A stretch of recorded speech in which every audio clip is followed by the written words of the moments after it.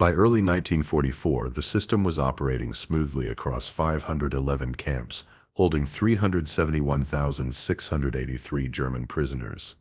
The camps ranged from massive installations holding thousands to small branch camps housing dozens of workers for agricultural or forestry labor. The system required thousands of American personnel for administration and guard duty, but it functioned efficiently and humanely according to international law. The treatment of German prisoners stood in stark contrast to how Germany treated Allied prisoners and especially Soviet prisoners, millions of whom died in German captivity from starvation, exposure, and deliberate murder. This contrast was not lost on prisoners who learned about conditions in German POW camps through letters from home, and eventually through re-education programs that documented German atrocities. The humanity shown by America toward captured enemies would become one of the most effective weapons in defeating the ideology that had sent these men to war. Propaganda could be dismissed, but daily experience of decent treatment could not be denied. Spring 1944. Detroit, Michigan. The assembly line revelation. German prisoners assigned to labor details near American industrial cities witnessed something that contradicted every principle of National Socialist ideology. Ordinary American workers living with prosperity and dignity that German propaganda had claimed was impossible under capitalism and racial diversity. The prisoners watched American factory workers arrive for shifts in their own automobiles. Not one or two privileged managers, but hundreds of workers parking in vast lots, surrounding plants like Ford's River Rouge or Chrysler's Dodge Main. Obergefreiter Karl Schneider, observing from a labor detail outside a Detroit automotive plant, wrote, "The workers arrive in their personal automobiles, Fords, Chevrolets, Plymouths. These are not luxury vehicles, but ordinary transportation that these men own outright or purchase on credit. In Germany, automobile ownership is reserved for the wealthy and party officials. Here, a factory worker earning $60 weekly can afford a car, a house, and still have money for entertainment. The propaganda told us capitalism created poverty for workers. The evidence before our eyes says otherwise. The wage structure shocked prisoners who understood currency exchange and purchasing power. American factory workers earned between $50 and $70 weekly depending on skill and seniority, with overtime pay for additional hours. This translated to over $250 monthly, more than a German factory foreman earned and exponentially more than German workers received. More importantly, this wage bought far more goods in America than equivalent currency bought in Germany. Feldwebel Ernst Wagner calculated the comparison. An American worker earning $60 weekly can purchase a new automobile for $800, roughly 3 months' wages. A German worker would need 3 years' wages to purchase a comparable vehicle, if one were available for civilian purchase, which it is not. The American worker lives in a house with electricity, indoor plumbing, and a refrigerator. The German worker lives in an apartment with shared facilities and considers himself fortunate to have coal for heat. The integration of women in the workforce challenged German assumptions about gender roles and social order. Rosie the Riveter was not propaganda but reality. Women worked alongside men in factories, earning comparable wages for comparable work. They operated machinery, performed welding, assembled components, and contributed to war production while maintaining households and raising children. Gefreiter Hans Müller observed women working in an aircraft component factory. German ideology teaches that women belong in the home, raising children and supporting their husbands. The Americans put women in factories operating drill presses and riveting guns. These women earn their own wages, drive their own cars, and exhibit competence that contradicts everything we were taught about female capabilities. The factory functions efficiently despite, or perhaps because of this mixed workforce. The racial dynamics were more complex, but still contradicted the simplistic propaganda Germans had absorbed. Yes, segregation existed. African American workers faced discrimination in housing and social settings and in some employment opportunities. But prisoners also observed Black Americans working in skilled positions, earning union wages, driving automobiles, and living in homes that would qualify as middle class in Germany. Unteroffizier Paul Fischer, working near a steel mill in Pittsburgh, noted, "The colored workers earn the same union wages as white workers for the same jobs. They live in separate neighborhoods. This is true, but their homes have electricity, plumbing, and furnishings that German workers would envy. The propaganda told us they lived as slaves. The reality is they live better than most German civilians, and certainly better than the foreign workers Germany brought into the Reich. The union system fascinated prisoners from a society where independent labor organizations had been abolished and replaced with the German Labor Front, controlled by the party. American workers could organize, collectively bargain, and strike for better conditions. Unions negotiated wages, working hours, and safety conditions. The relationship between labor and management was adversarial but functional, producing agreements that protected worker interests while maintaining production. Lieutenant Werner Krauss, observing labor relations in an Ohio manufacturing plant, wrote, "The workers have genuine representation through unions that negotiate as equals with management. Disputes are resolved through discussion and compromise, not by state decree. This creates inefficiencies that German planners would never tolerate. But it also creates buy-in from workers who feel their interests are protected. The result is productivity that exceeds Germany's centrally planned economy." The consumer goods available to American workers despite wartime rationing amazed prisoners from a society where such goods had vanished years earlier. Workers shopped in supermarkets stocked with meat, produce, canned goods, and packaged foods. Department stores sold clothing, appliances, and household goods. Rationing existed: sugar, coffee, gasoline. Certain meats required stamps. But the restrictions seemed minor compared to German deprivation. Obergefreiter Wilhelm Krips accompanied a guard to a grocery store in Kansas and documented what he saw. "The store had more food than I had seen in Germany since before the war. Meat, fresh vegetables, fruits, milk, eggs, bread, all available for purchase with money and ration stamps." The civilians complained about shortages. I wanted to tell them they had no concept of true shortage, that their hardship would seem like abundance to any German civilian. The prisoners observed American workers attending movies, baseball games, and restaurants during leisure time. They saw families on Sunday drives despite gasoline rationing.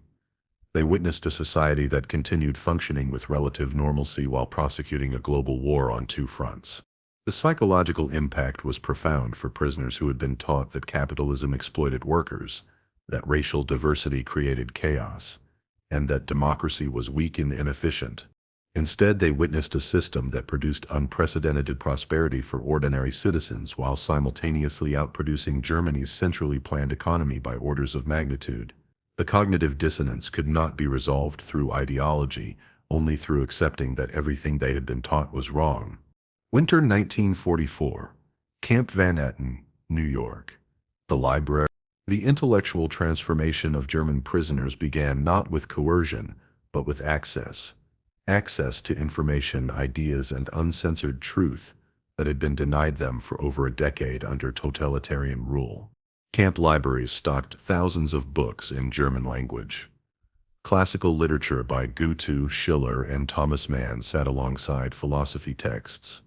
Scientific works and current American periodicals translated into German. The prisoners could read freely, discuss openly, and think critically for the first time since the National Socialists had come to power in 1933. Lieutenant Heinrich Meyer, a former teacher from Hamburg, described the experience. "I had not read uncensored literature in over 10 years. Everything in Germany passed through party censors who removed anything questioning the regime. Here, I could read Thomas Mann's essays written in exile, could study political philosophy from all perspectives, could access newspapers reporting facts rather than propaganda. The intellectual freedom was intoxicating and terrifying. It meant questioning everything I had believed." The Special Projects Division of the War Department designed a sophisticated re-education program that avoided heavy-handed propaganda in favor of exposure and discussion. The carefully selected German prisoners, intellectuals, former teachers, anti-regime officers, received training to lead discussion groups. These men facilitated conversations about democracy, human rights, and Germany's future without directly attacking prisoners' beliefs. The approach was Socratic rather than didactic, asking questions rather than providing answers. Camp newspapers became crucial vehicles for intellectual development. Der Ruf, published at Fort Kearny, Rhode Island, evolved into a serious journal of ideas edited by prisoners under minimal American censorship. The newspaper published essays on political philosophy, reports on democratic governance, analyses of Germany's economic future, and debates about collective responsibility for the regime's crimes. Circulation reached 75,000 across multiple camps. Obergefreiter Franz Weber, a contributor to Der Ruf, later wrote, "We debated ideas that would have meant arrest and execution in Germany.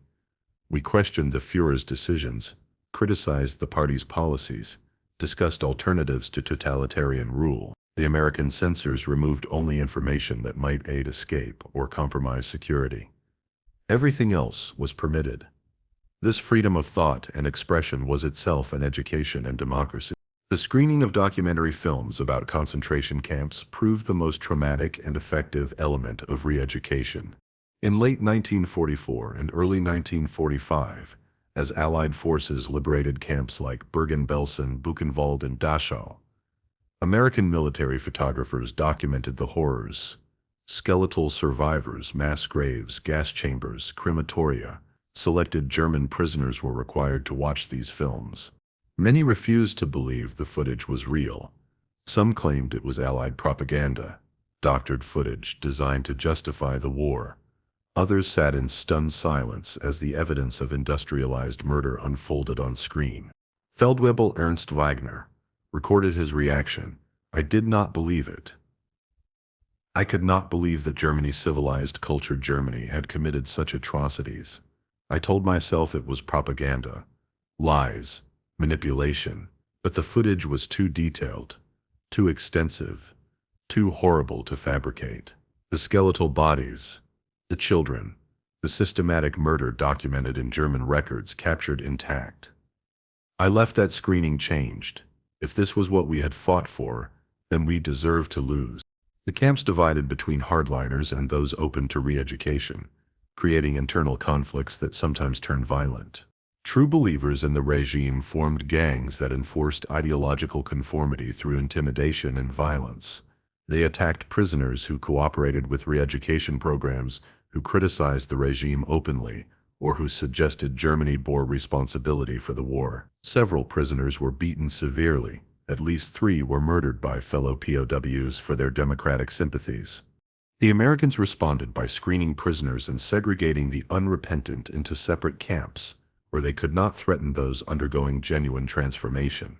Camp Alva in Oklahoma became a processing center for screening, where psychologists and German-speaking interrogators evaluated prisoners' attitudes and assigned them accordingly. The hardliners went to camps with minimal re-education programming. The moderates and anti-regime prisoners went to camps with extensive educational opportunities. Gefreiter Otto Becker witnessed the violence before segregation. The fanatics beat anyone who questioned the party line. They held kangaroo courts, pronounced fellow prisoners traitors, and administered punishment that the Americans knew nothing about. I kept silent from fear. Only when the Americans separated the true believers did open discussion become possible without risking a beating or worse. The intellectual awakening accelerated as Germany's defeat became undeniable, and news from home grew increasingly desperate. Letters from family members described cities destroyed by bombing, chronic food shortages approaching starvation, and the advancing Soviet army committing atrocities as it pushed into German territory. The contrast between their own comfortable captivity and their families' suffering created profound guilt, but also clarity about the regime's responsibility. Lieutenant Kurt Schmidt wrote in his diary, "My mother writes that Berlin is rubble, that they eat 1 meal daily, that she works clearing debris for food rations. I sit in Kansas eating 3 meals, sleeping in a heated barracks, reading books in a library.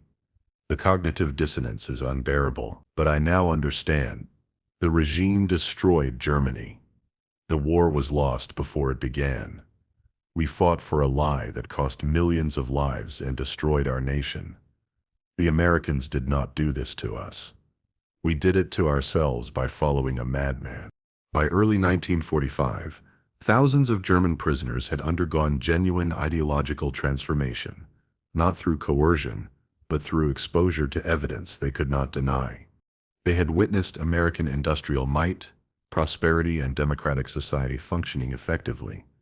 They had read uncensored literature and engaged in open discussion. They had seen documentary evidence of concentration camps that shattered any remaining illusions about the regime they had served.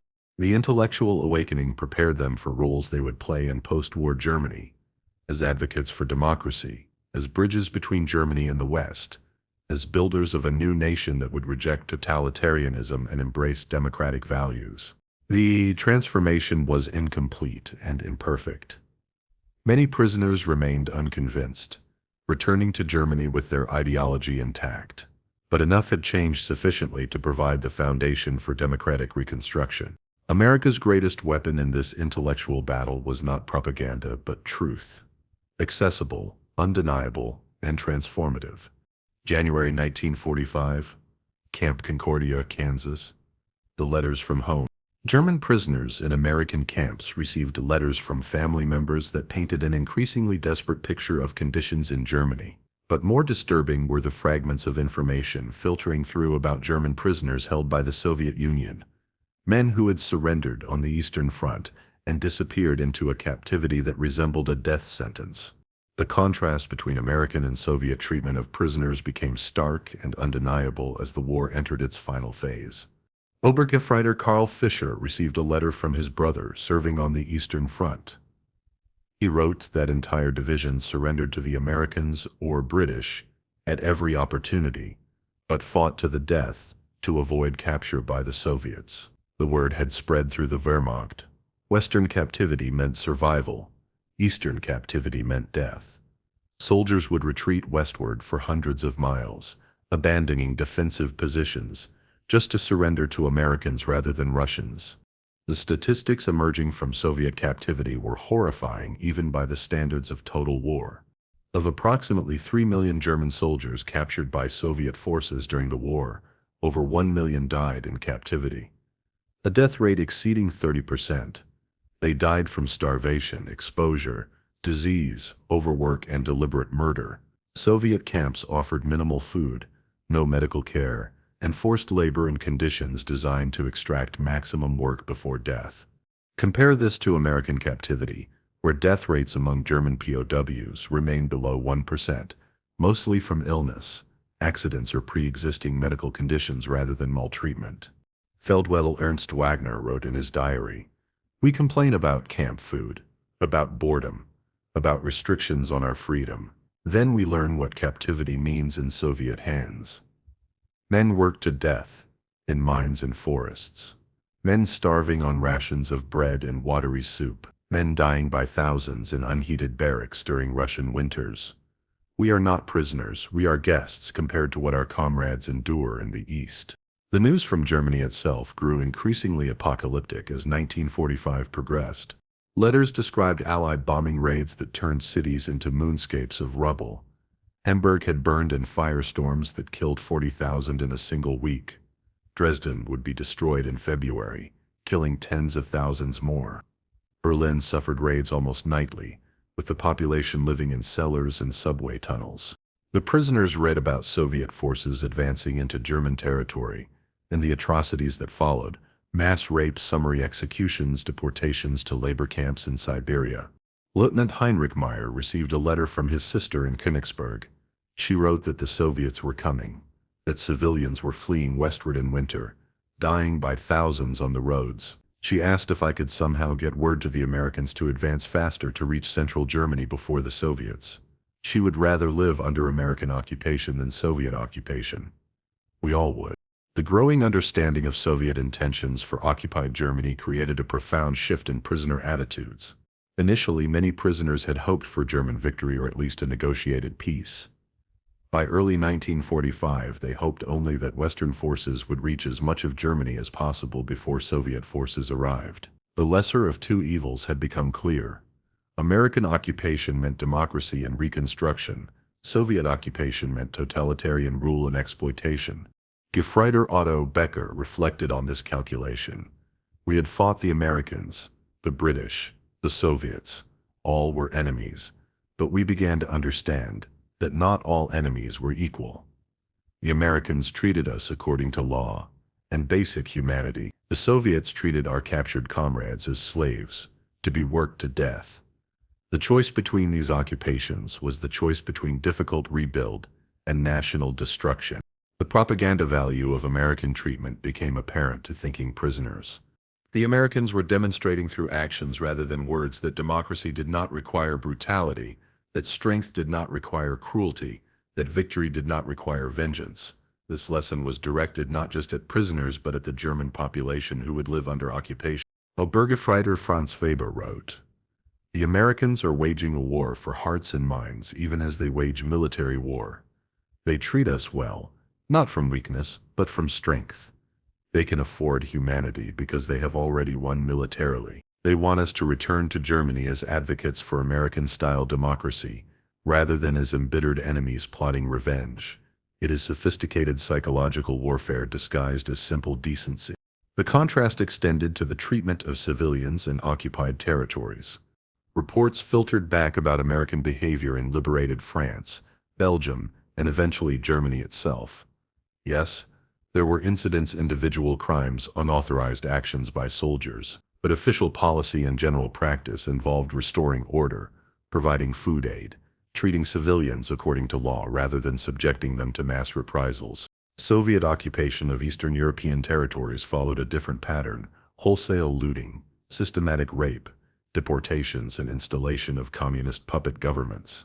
By April 1945, as Germany's final collapse accelerated, prisoners in American camps understood their extraordinary fortune. They had been captured early enough to avoid the final desperate battles. They had been captured by Americans rather than Soviets. They sat safely in Kansas or Texas or New York, while Germany burned and the final death throes of the regime claimed hundreds of thousands more lives. Lieutenant Werner Krauss summarized what many felt. "Historians will debate whether we were lucky or unlucky to be captured. From our perspective in these final months, we were the lucky ones. Our families suffer in Germany, this is true, and causes profound guilt, but we survive. We will return home when this ends. Our comrades in Soviet captivity will not return, or will return years hence, as broken men. Our comrades still fighting die in battles that serve no purpose, except delaying the inevitable. We lost the war, but we survived it, and we survived it with our humanity intact, because the Americans chose to preserve rather than destroy it." The contrast between captivity in America and captivity in the Soviet Union, between American occupation and Soviet occupation, would shape German attitudes for generations. The prisoners who witnessed this contrast firsthand would return to Germany as advocates for Western alignment, for democracy, for partnership with America rather than resistance. The Cold War division of Germany had roots in these POW experiences, the clear understanding that not all conquerors were equal, that not all occupations were equivalent. America's humane treatment of prisoners had strategic implications that extended far beyond the camps themselves. May 8, 1945. Camp Concordia, Kansas. Victory in Europe Day. The war in Europe ended with Germany's unconditional surrender. German prisoners in American camps heard the news with mixed emotions: relief that the killing had stopped, anxiety about what they would find when they returned home, and uncertainty about their future in a defeated nation. The repatriation process began slowly and would take over a year to complete. Priority went to the sick, the wounded, and those with families in desperate circumstances. The able-bodied remained in camps, continuing work details that now served post-war reconstruction rather than wartime production.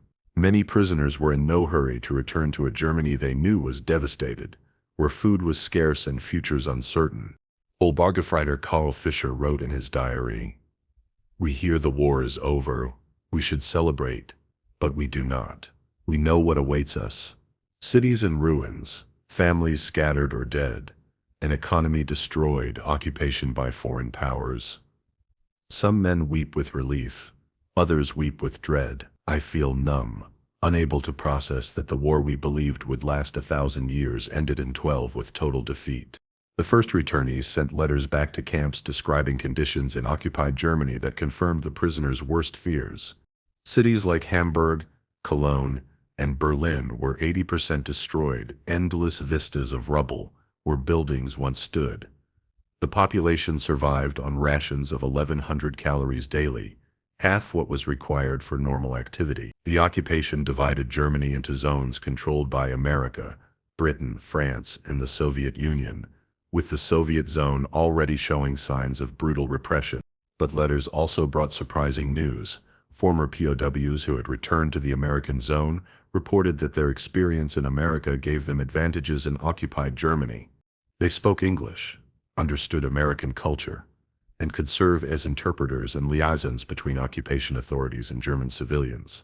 They advocated for their communities, explaining American intentions and arguing for fair treatment based on what they had witnessed of American character. Feldwebel Ernst Wagner returned to Bavaria in November 1945 and wrote to friends still in American camps. My time in America prepared me for this occupation in ways I did not anticipate. I understand how Americans think, what they value, how their system works. I can communicate with the occupation authorities and help my neighbors navigate this new reality. The officers remember me from camp records.